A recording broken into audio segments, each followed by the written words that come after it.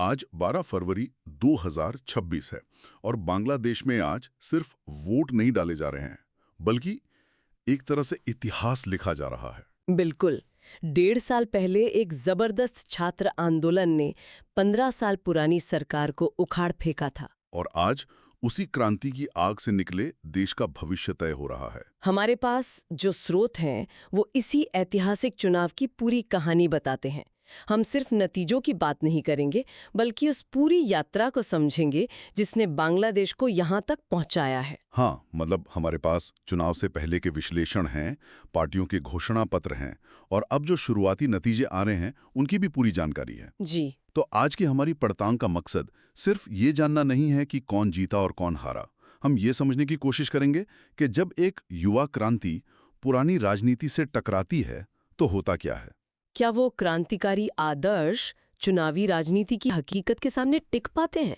ये एक बहुत बड़ा सवाल है। चलिए बांग्लादेश की इस नई कहानी के पन्ने पलटते हैं। तो इस चुनाव को समझने के लिए हमें थोड़ा पीछे 2024 में जाना होगा। हाँ, सब कुछ जुलाई क्रांति से शुरू हुआ। ये सिर्फ एक विरोध प्रदर्शन तो नहीं था, इसने तो देश का नक्शा ही बदल दिया। असल में हुआ क्या था?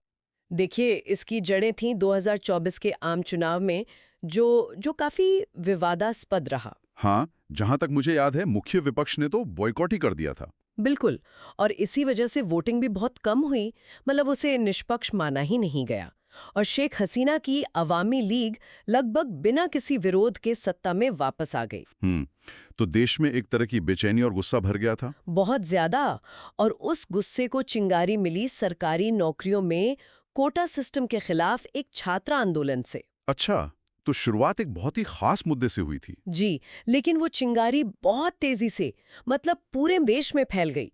कोटा सुधार की मांग जल्द ही सरकार के खिलाफ एक बड़े असहयोग आंदोलन में बदल गई। मतलब सड़कों पर उतर आए लोग। हाँ, छात्रों ने पूरे देश में चक्का जाम कर दिया। माहौल इतना बिगड़ गया कि सरकार ने बल प्रयोग किया, जिसमें सैकड़ों लोग मारे गए। और इसे ही बाद में जुलाई नरसंहार कहा गया। जी। और इस हिंसा ने एक तरह से सरकार के ताबूत में आखिरी कील ठोक दी। और इसी के दबाव में शेख हसीना को इस्तीफा देकर देश छोड़ना पड़ा। उनके पास कोई और रास्ता ही नहीं बचा था। सेना ने भी हस्तक्षेप करने से मना कर दिया। तो संसद भंग कर दी गई। हाँ, और देश को संभालने के लिए एक अंतरिम सरकार बनाई गई, जिसकी बागडोर नोबेल पुरस्कार विजेता मोहम्मद यूनुस को सौंपी गई, जिनका सिर्फ एक ही काम था, एक आजाद और निष्पक्ष चुनाव कराना। आज जो हम देख रहे हैं वो उसी वादे का नतीजा है। लेकिन यहाँ एक बहुत बड़ा मोड़ है। जो पार्टी 15 साल तक सत्ता में रही, अवामी लीग, वो इस चुनाव में है ही नहीं। और यही इस चुनाव को असाधारण बनाता है। अंतरिम सरकार ने आतंकवाद विरोधी अधिनियम के तहत अवामी लीग पर प्रतिबंध लगा दिया, जब तक कि उन पर चल रहे मुकदमों का फैसला नहीं हो जाता। हाँ, वाह। बाद में अंतर्राष्ट्रीय अपराध न्यायाधिकरण ने शेख हसीना को जुलाई नरसंहार के लिए उनकी गैर मौजूदगी में मौत की सजा भी सुनाई। इस एक फैसले ने बांग्लादेश की राजनीति में एक बहुत बड़ा शून्य पैदा कर दिया जी। और उसे भरने के लिए एक नई दौड़ शुरू हुई। तो इस शून्य को भरने के लिए मैदान में कौन कौन उतरा? हमारे स्रोत बताते हैं कि मुकाबला मुख्य रूप से दो गुटों के बीच था। हाँ, एक तरफ तो पुरानी स्थापित पार्टी थी, बांग्लादेश नेशनलिस्ट पार्टी यानी बीएनपी, और इसका नेतृत्व कर रहे हैं तारिक रहमान, जो पूर्व प्रधानमंत्री खालिदा जिया और पूर्व राष्ट्रपति जियाउर रहमान के बेटे हैं। उनकी कहानी भी कम दिलचस्प नहीं है। वो तो देश से बाहर थे काफी समय से। जी। भ्रष्टाचार के मामलों में सजा के बाद 17 साल से लंदन में निर्वासित जीवन जी रहे थे और क्रांति के बाद ही देश लौटे हैं। तो एक तरह से ये उनकी भी वापसी का चुनाव है। बिल्कुल। और यहीं पर कहानी का सबसे पेचीदा हिस्सा आता है। बीएनपी के सामने कौन था?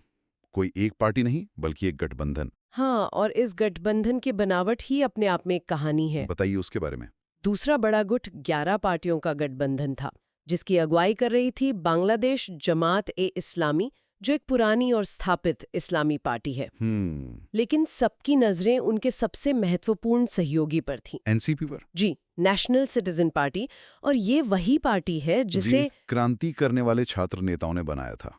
ये थोड़ा अजीब नहीं है कि एक युवा सेक्युलर क्रांति के चेहरे एक रूढ़वादी इस्लामी पार्टी के साथ हाथ मिला रहे हैं? अजीब ही नहीं, बल्कि बेहद विवादास्पद भी था। ये फैसला उसी सवाल को जन्म देता है जो हमने शुरू में उठाया था कि क्या आदर्शों को राजनीति की जमीन पर जिंदा रखा जा सकता है? बिल्कुल। एनसीपी के नेताओं ने तर्क दिया कि चुनाव लड़ने के लिए एक स्थापित नेटवर्क चाहिए, जमीनी कार्यकर्ता चाहिए, जो जमात के पास था।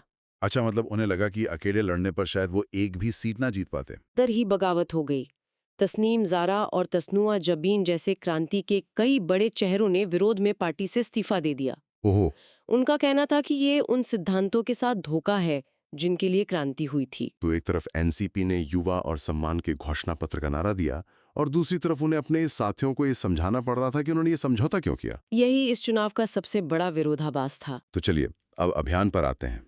जब नेता लोगों के पास वोट मांगने गए तो वो किन मुद्दों की बात कर रहे थे?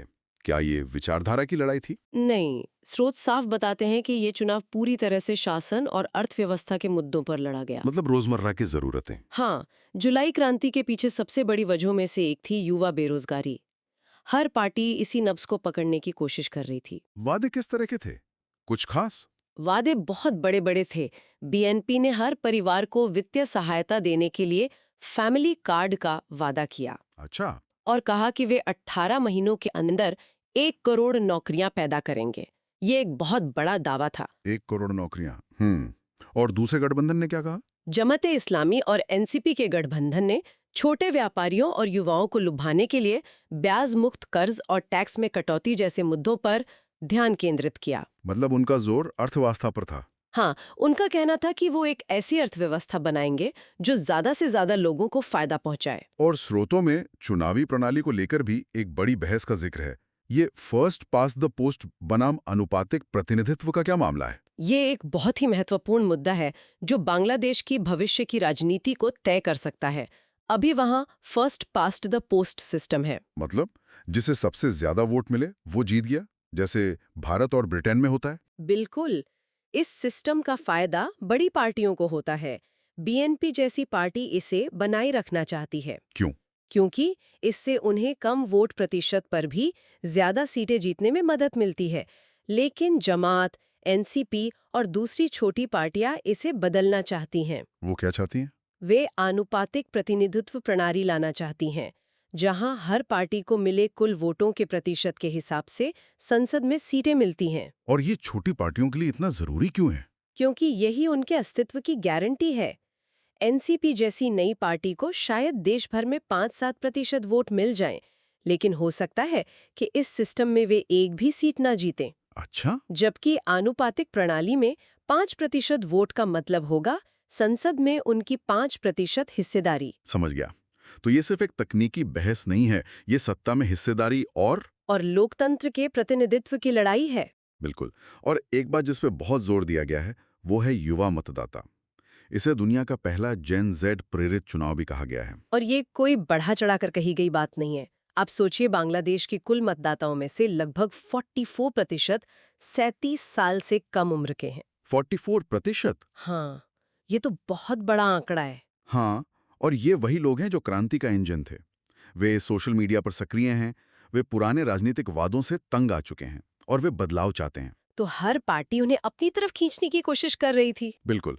इसके अलावा अवामी लीग के पारंपरिक वोट बैंक, जिसमें हिंदू अल्पसंख्यक भी शामिल हैं, को लेकर भी एक बड़ी खींचतान थी। दोनों ही गुट उन्हें यह विश्वास दिलाने में लगे थे कि उनकी सरकार में वे ज्यादा सुरक्षित रहेंगे। तो अब सबसे बड़े सवाल पर आते हैं। वोट पड़ चुके हैं, गिनती लगभग पूरी हो चुकी है। बांग्लादेश के लोगों ने क्या फैसला सुनाया है? फैसला बहुत ही साफ है, मतलब बहुत ही साफ और एक तरफा है। अच्छा, ये बांग्लादेश नेशनलिस्ट पार्टी बीएनपी के लिए एक जबरदस्त जीत है। स्रोतों के अनुसार उन्होंने 299 में से लगभग 212 सीटों पर जीत हासिल की है। 212 सीटें हैं तो स्पष्ट बहुमत है। जी बिल्कुल स्पष्ट बहुमत। मतलब तारिक रहमान जो 1.5 साल पहले तक देश से बाहर थे, अब बांग्लादेश के अगले प्रधानमंत्री बने जा रही है। तो किसी फिल्म की कहानी जैसी वापसी है। ये एक असाधारण राजनीतिक वापसी है, इसमें कोई शक नहीं। और विपक्ष में कौन होगा? विपक्ष की भूमिका में जमाते इस्लामी के नेतृत्व वाला गठबंधन होगा, जिसे लगभग 74 सीटें मिली हैं। लेकिन सबकी निगाहें एनसीपी पर हैं। हाँ, क्रांति की पार्टी, उनका क्या हुआ? उन्हें 5 सीटें मिली हैं। 5 सीटें? जी, यानी छात्र आंदोलन के नेता अब पहली बार सांसद बनकर संसद में बैठेंगे। तो एक तरफ 17 साल बाद एक पुराने नेता की सत्ता में वापसी हुई है और दूसरी तरफ क्रांति की आवाज ने संसद में अपनी पहली दस्तक दी है। बांग्लादेश की राजनीति का पूरा नक्शा ही बदल गया है। पूरी तरह से। नतीजों के अलावा इस चुनाव से जुड़ी कुछ और भी खास बातें थीं? चुनाव के साथ साथ एक जनमत संग्रह भी हुआ। हाँ, ये इस चुनाव को और भी जटिल बनाता है। मतदाताओं से न सिर्फ अपने सांसद चुनने के लिए कहा गया, बल्कि जुलाई चार्टर नाम के एक सुधार पैकेज पर भी हाँ या ना में जवाब मांगा गया। इस चार्टर में क्या था? इसमें कई बड़े बदलाव शामिल हैं, जैसे प्रधानमंत्री के कार्यकाल को अधिकतम 10 साल तक सीमित करना। ये सुनिश्चित करने की कोशिश है कि भविष्य में कोई एक नेता बहुत लंबे समय तक सत्ता में न रह पाए। और एक और पहली बार हुई चीज का जिक्र है प्रवासी नागरिकों का वोट डालना। ये भी एक बड़ा कदम था। पहली बार विदेश में रहने वाले बांग्लादेशी नागरिक पोस्टल बैलेट के जरिए वोट डाल सके। तो इन सब वजहों से मतलब एक नया चार्टर, प्रवासी वोटिंग और एक पूरी तरह से बदला हुआ राजनीतिक माहौल। जी, नियमों और प्रक्रिया के हिसाब से ये बांग्लादेश के इतिहास का सबसे पेचीदा चुनाव था। लेकिन क्या ये पूरी तरह से शांतिपूर्ण रहा? इस क्षेत्र की राजनीति में अक्सर हिंसा और धांधली के आरोप लगते हैं। दुर्भाग्य से ये चुनाव भी इसका अपवाद नहीं रहा। स्रोतों के मुताबिक बीएनपी और जमात दोनों ने एक दूसरे पर वोटरों को डराने धमकाने और बूथ पर कब्जा करने जैसे आरोप लगाए। तो मतलब तनाव था। बिल्कुल। दोनों तरफ के कई कार्यकर्ताओं को नकदी और हथियारों के साथ गिरफ्तार भी किया गया। और ट्रांसपेरेंसी इंटरनेशनल की एक रिपोर्ट का भी जिक्र है जो कुछ गंभीर सवाल उठाती है। जी हाँ, उस रिपोर्ट में कहा गया है कि क्रांति के बाद जो राजनीतिक हिंसा हुई उसके 91% से ज्यादा घटनाओं में बीएनपी के कार्यकर्ता शामिल थे। 91%? हाँ, ये दिखाता है कि सत्ता में आने वाली पार्टी का अतीत भी पूरी तरह बेदाग नहीं है और ये नई सरकार के सामने सबसे बड़ी चुनौतियों में से एक होगी कि देश में कानून का राज स्थापित किया जाए और अपने ही समर्थकों की हिंसक गतिविधियों पर लगाम लगाई जाए। तो बांग्लादेश में एक ऐतिहासिक अध्याय का अंत हुआ है। एक युवा क्रांति ने जो जमीन तैयार की, उस पर एक पुरानी राजनीतिक पार्टी ने अपनी सत्ता की फसल काटी है। बीएनपी की शानदार जीत और तारिक रहमान की वापसी के साथ बांग्लादेश में एक नए युग की शुरुआत तो हो रही है, लेकिन कई पुराने सवाल अभी भी बाकी हैं। और ये हमें हमारी पड़ताल के मूल सवाल पर वापस लाता है। बिल्कुल। क्रांति की मशाल लेकर चलने वाली छात्र नेतृत्व वाली एनसीपी को सिर्फ 5 सीटें मिली। और ये 5 सीटें जीतने के लिए भी उन्हें एक ऐसी पार्टी से समझौता करना पड़ा जिसकी विचारधारा शायद क्रांति के कई आदर्शों से मेल नहीं खाती। यह एक कड़वी हकीकत को सामने रखता है कि सड़क पर व्यवस्था को बदलने का जज्बा रखना एक बात है और उसी व्यवस्था के नियमों के तहत खेलकर राजनीतिक ताकत हासिल करना बिल्कुल दूसरी। ये सोचने पर मजबूर करता है कि क्या क्रांतियां हमेशा स्थापित राजनीतिक ताकतों के लिए सिर्फ रास्ता साफ करने का काम करती हैं? क्या जमीनी ऊर्जा को चुनावी सफलता में बदलना इतना मुश्किल है? ये सवाल सिर्फ बांग्लादेश के लिए नहीं है, बल्कि दुनिया में हर उस जगह के लिए है जहां लोग बदलाव के लिए सड़कों पर उतरते हैं।